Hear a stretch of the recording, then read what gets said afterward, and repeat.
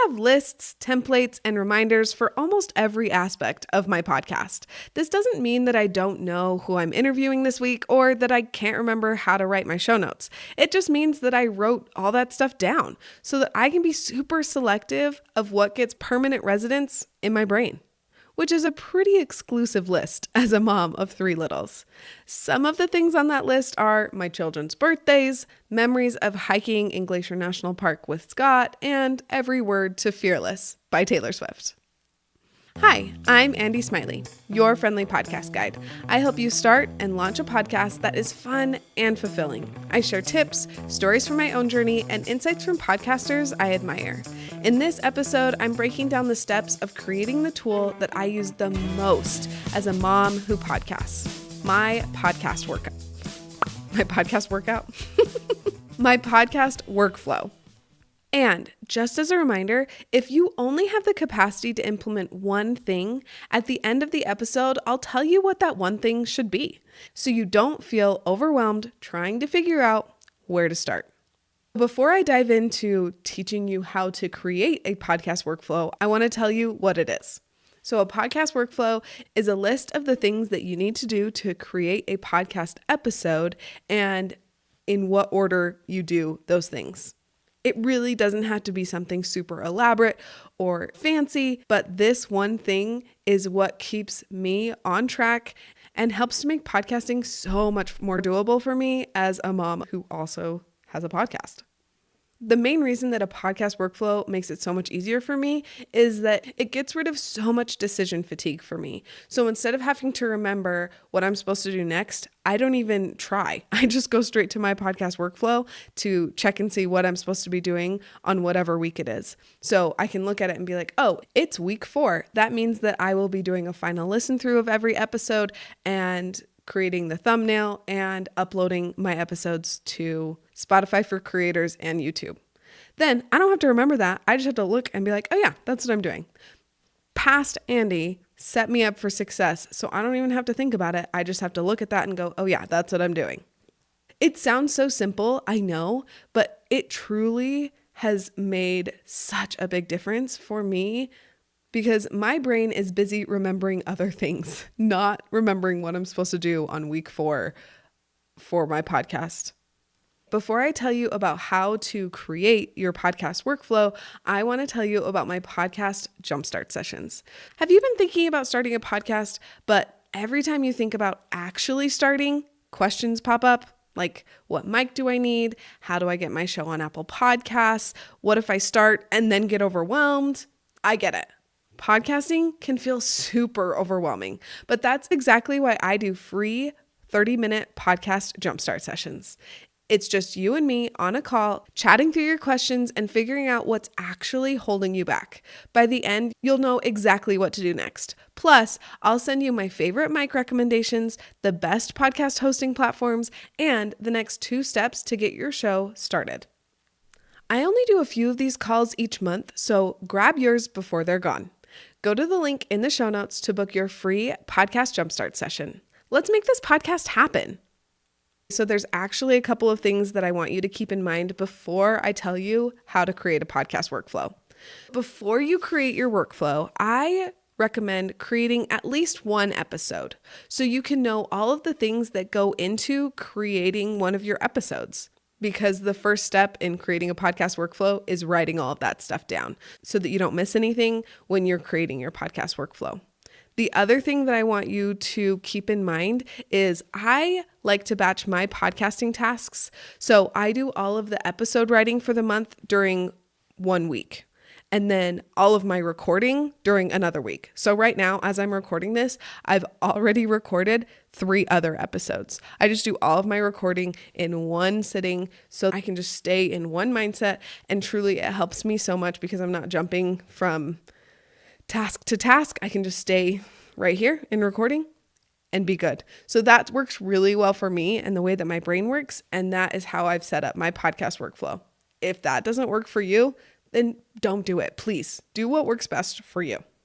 I will say, if batching sounds like something that appeals to you and something that would work really well for you, I recommend having a month's worth of episodes uploaded to your podcast hosting platform before you launch so that you can batch create your content, your episodes every single month. But if you don't have an entire month in your hosting platform before you start, then batching will be a little bit more tricky because you just need time to make sure that you get all of your stuff done. If that doesn't make sense right now, it will make more sense as I'm talking through how to create your podcast workflow.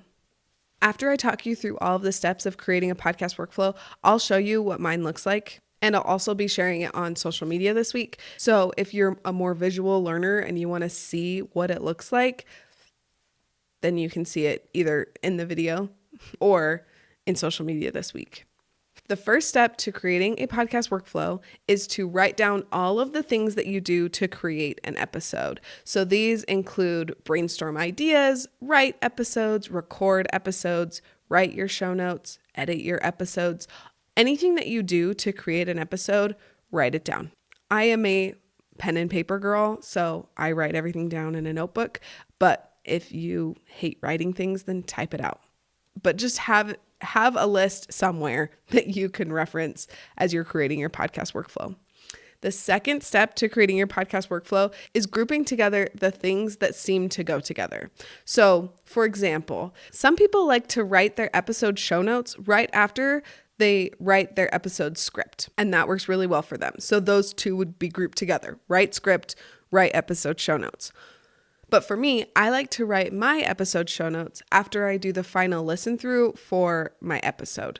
So for me, writing my show notes goes with the final listen through of my episode.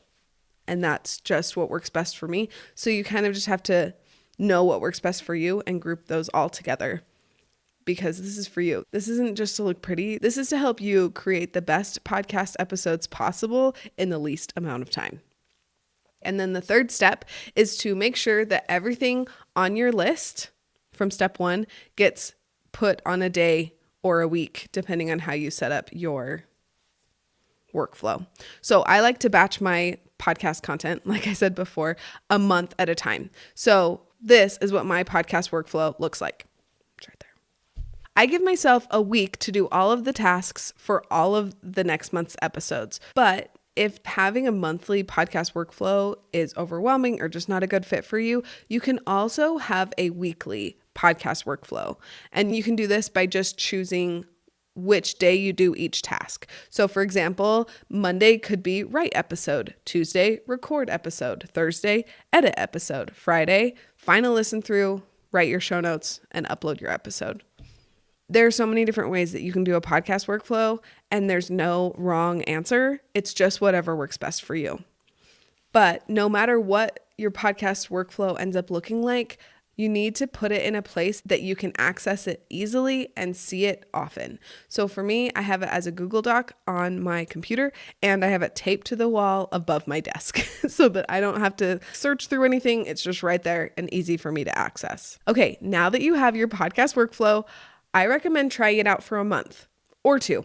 And then as you are trying it out, notice things that maybe aren't working as well as you thought they would, and then make the adjustments that need to be made so that your podcast workflow works the best for you. A podcast workflow is an amazing tool. Mine has helped me cut down on decision fatigue and helps me to stay on task without feeling overwhelmed.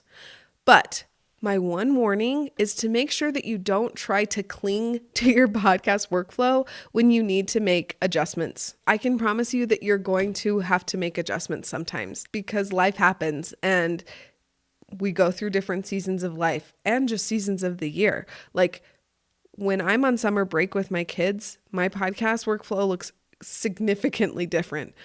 Quick story. When I decided to do my transparent episode about FPG at the beginning of every month, I thought I could still record it with the other solo episodes, but I quickly learned that I was wrong and it needed its own week. So I had to make some adjustments to make my workflow work with that new type of episode. And after those adjustments, everything worked great again, but I had to make those adjustments first because trying to make it work was not working and it was so stressful. So we have to make those adjustments. And that's coming from someone that has a really hard time making adjustments to systems because I just like my structure. I like things the way they are. So if that's hard for you, I get it. I am there with you, solidarity. But I promise that making those changes really is helpful. As I'm wrapping up this episode, here's the one thing you should implement in your podcast if you're feeling overwhelmed and not sure where to start. No matter how you end up deciding to create your podcast workflow, make sure that it is written down or typed and in a place that you can easily access. Then you don't have to go searching for it when you need a quick reminder of what you need to work on next. Will you share this episode with your friend who wants to start a podcast, but she's worried that she's going to get overwhelmed after she gets started? I can help her realize that there are plenty of tools that can help her create the podcast of her dreams without burning out.